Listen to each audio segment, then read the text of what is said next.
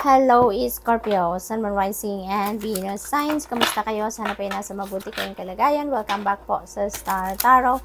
Kung bago kayo rito, welcome din kayo. Thank you sa inyong support. I truly appreciate it. God bless you all. Tingnan natin ang mga messages ninyo in the next 3 months. April, May, June po itong mga energies na ito. We have 10 of Wands. Ayan, binaba na ni Scorpio, no? Kung ano man yung bigat na bitbit ninyo, this could be bigat ng responsibilidad sa pamilya, obligasyon sa pamilya, siguro you're working long hours then, maybe you don't have time for yourself anymore.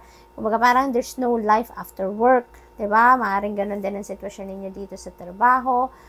Maybe, no? Ito na yung pagkakataon ninyo na yung stress ninyo tatanggalin nyo na yung kung ano man ang nagdudulot ng stress sa inyo, ngayon ay ibababa nyo na. Dito sa card, dinidepict sa card nito na binaba nyo na. So, most likely, ginawa nyo na talaga yan. Maybe, nag-speak up na kayo ngayon that you need help, na hindi nyo na pwedeng gawin na mag-overtime pa kayo. Or, kung sa bahay naman ito, sa pamilya naman na obligasyon, responsibilidad na overwhelming na, maybe humingi na kayo din ng tulong dito sa inyong mga kapamilya. What else? We have 2 of Cups. Ayan. This is a beautiful energy. There is partnership dito na mabubuo between you and another person. Yung partnership na to, hindi lang ito sa partnership in love. But posible na magkaroon kayo dito ng bagong love connection. Maaring ma-meet na ninyo dito yung soulmate ninyo, yung twin flame ninyo, yung potential ninyo na maging boyfriend or girlfriend or asawa. Maaring ganon. Posible din na ang iba sa inyo dito kung nasa established relationship na kayo, maaaring mayroon na ditong mangyayaring mga marriage proposal or siguro ang iba nga sa inyo napapag-usapan na talaga ang pagsisettle down, no? So, maaaring gano'n ang ganap. Posible din na yung partnership na to could be partnership in a project, partnership in business, or maaaring collaboration ito sa kung anong gagawin ninyo, no? Kahit simple lang, maybe there is a collaboration on that. So, meron ditong katulong kayo. Meron kayo ditong magiging assistant, di ba? Or co-pilot, yung ganun ba? Kaya napakaganda ng sitwasyon na to because mas magiging magaan na ang inyong mga gagawin dito. Dahil, di ba, kapag may katulong ka, mas na-fulfill ninyo or natatapos ninyo ng mas mabilis ang kung ano man ang pinagtatrabahuan, di ba? So, what else? We have the Knight of Wands in reverse. Ayan, so maybe may mga kaganapan ng iba sa inyo dito is Scorpio na hindi ninyo ini-expect na ganyan ang mangyayari. Kaya maaaring magkaroon kayo dito ng pag-iinit ng inyong ulo, siguro masya-shorten dito yung temper ninyo, yung mawawala siguro kayo ng pasensya, yung mga ganon. Kasi nga, hindi ninyo ine-expect ay maaaring yun ang mangyari, yun ang mag-unfold. Kaya, gano'n na magiging ganap dito for some of you. So, what else? Ito naman, tingnan natin ang mga mensahe ninyo pagdating naman sa inyong money, career, and finances. Una mensahe ninyo, writer. Siguro ito yung trabaho ninyo, ito yung career ninyo, siguro manunulat kayo. Yung ganon. Or maybe this is what you are thinking about, or maybe this is the career that you are leaning towards. Maaring gusto ninyong maging writer dahil siguro talaga magaling kayong magsulat, diba? Very creative siguro ang isip ninyo talaga. Kaya every word siguro na sinusulat ninyo ay talaga naman there are so many different meanings. It's so magical to read, diba? Kung anong kabuuan ng inyong sinusulat. So, siguro, ganyan talaga, magaling na magaling kayo sa larangan na yan. Maybe yung iba sa inyo is a blogger, book writer, creative writing, career siguro ang tatahakin ng iba sa inyo dito, Scorpio. Or maybe nandyan na kayo, yun na ang inyong ginagawa.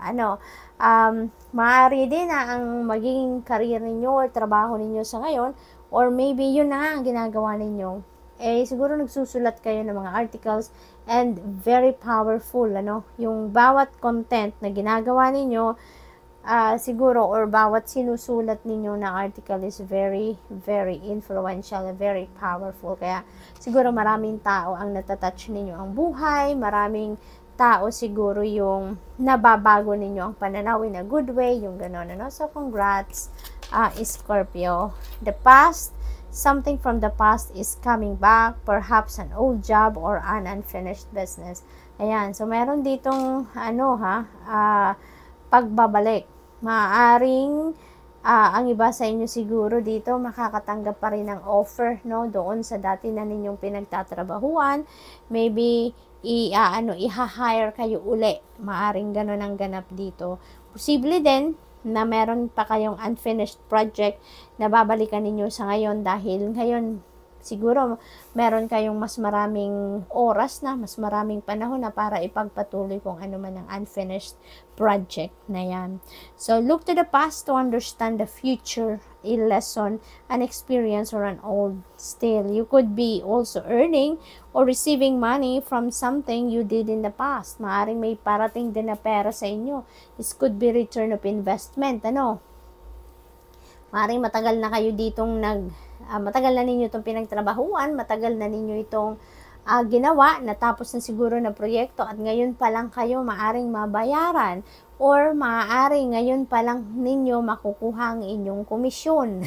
Maaring ganun ang ganap dyan is Scorpio. So definitely, meron din pera kayong marireceive sa ngayon. So, we have partnership. Ayan. So, meron tayong 2 of cups, which is partnership. And here you go. Meron ding partnership dito. So, definitely, this is a partnership in business, in trabaho, in a proyekto. Maaring ganon ang ganap dito for some of you. So, maari din na meron ditong permanent collaboration sa inyo or permanent partnership. Kumbaga, maaring long term ang kontrata ninyo dito sa pagkikipag-partner sa kung sino man ito. Posible din na yung partnership na to talaga ang maghahatid din sa inyo sa inyong tagumpay pagdating din sa inyong money, career, and finances. So, good luck to that, Scorpio. Tignan natin kung ano naman ang mga mensahe ninyo pagdating naman sa inyong love life. Kung meron love life, we have dating queen. Ayan. So, there are opportunities para sa inyo, Scorpio, na makapag-date kayo sa ngayon. Di ba yung date, hindi naman necessarily na nandun lang sa mga singles, no? Or mga may jowa ng boyfriend or girlfriend. Pwede rin naman mag-date pa rin, di ba? Yung kahit may mga asawa na kayo, dinidate ninyo paminsan-minsan yung mga asawa ninyo, yung mga partner ninyo, di ba? So, maaaring yun ang focus ng iba sa inyo sa ngayon, no? You're going to do something extra para, alam mo yun, mas lumalim pa ang inyong passion with each other, yung love ninyo for each other. Kaya, maaaring kung asawa nyo yan, maaaring aayain ninyong mag-date, or yung jowa ninyo, ayain ninyo mag-date, yung ganun ba, no? So, good luck to that. Marami sigurong opportunity ngayon para gawin ninyo yan. Maybe you have so much time sa ngayon to spend with your person, kaya ayain ninyong mag-date. So, mature woman, this could be your person, no? For some of you, Scorpio, maaaring this is your person, a mature woman, okay? Posible din na ito yung makikilala ninyo, no? Nasa partnership siya, na card na katapat. So, most likely, ito din yung inyong magiging, siguro maging person ninyo, liligawan ninyo, makikilala ninyo sa ngayon, or maybe siya yung magiging daan, no, para makilala ninyo ang inyong twin flame, ang inyong soulmate, or kung sino man ang mga potential na magiging jowa ninyo, no? So, we have passion. Ayan. So, passionate feeling. Yun ang mga mararamdaman ninyo at this time. You're going to be passionate about your person or ng inyong relationship itself. So, dito, di ba, meron kayong opportunity sa pakikipag-date. So, maaaring kasama na to dito, no? Maybe this is part of it. Lalo-lalo na doon sa mga nasa relationship na, magpa-partner na,